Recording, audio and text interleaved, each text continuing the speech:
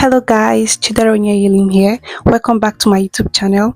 So today I'm going to show you how I made this 3-step gather skirt with elastic band for this two-piece crop top and a skirt, and I'm going to be using 3 yards of fabric for this style.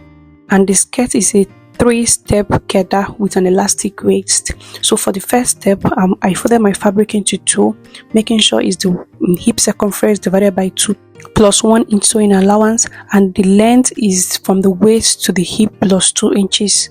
And I also added 2 inches for the waistband and ½ inch for allowance. Then I cut it out.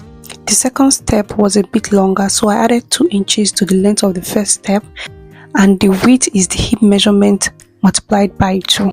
And for the last step, which is the shortest step, I used the length of the first step minus the 2 inches I added for the waistband, and the width is just the hip measurement multiplied by 3. That was what I used to cut out the last step.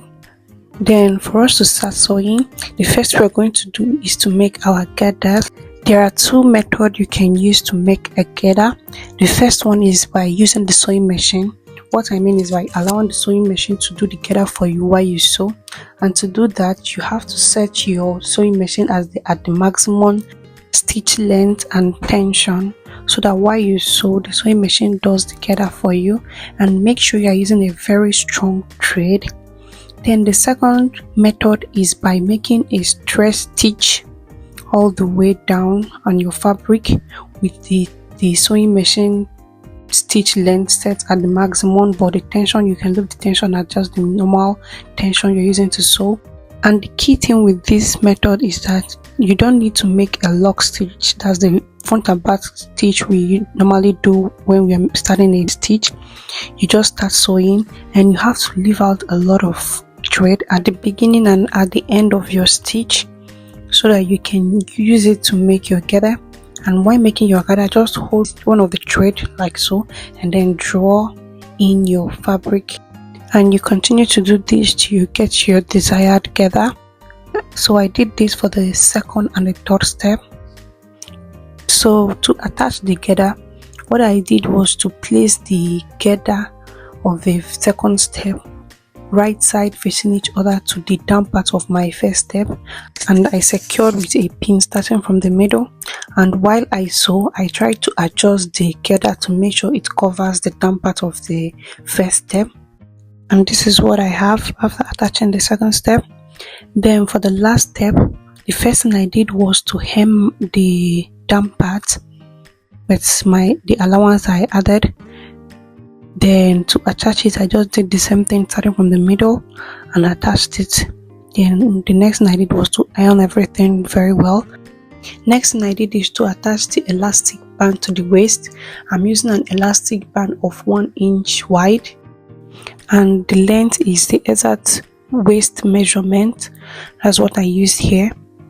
It's meant to be minus 1 inch, but I'm going to use the 1 inch as a sewing allowance while I stitch down the sides. Next thing I did is to find the middle point of the elastic band and mark it out. Then I placed the elastic band at the wrong side of my fabric, and I secured it with a pin at the middle point. And for the first stitch on my elastic, I folded in ½ inch of my fabric over the elastic band, and I also secured it with a pin at each end. And while I sew, I try to stretch it a little to make sure I get a neat stitch. And this is what it looks like after the first stitch. Very neat. Then the next thing I'm going to do is to fold it in by 1 inch to make sure I cover the elastic band very well. And I'm going to make my second stitch. Then the last thing I'm going to do for the elastic waist is to make the final stitch in between the first and second stitch to secure the elastic band very well. And finally, I will fold in my skirt like so, making sure the right side is inside, and I'm going to stitch it down with 1 inch sewing allowance.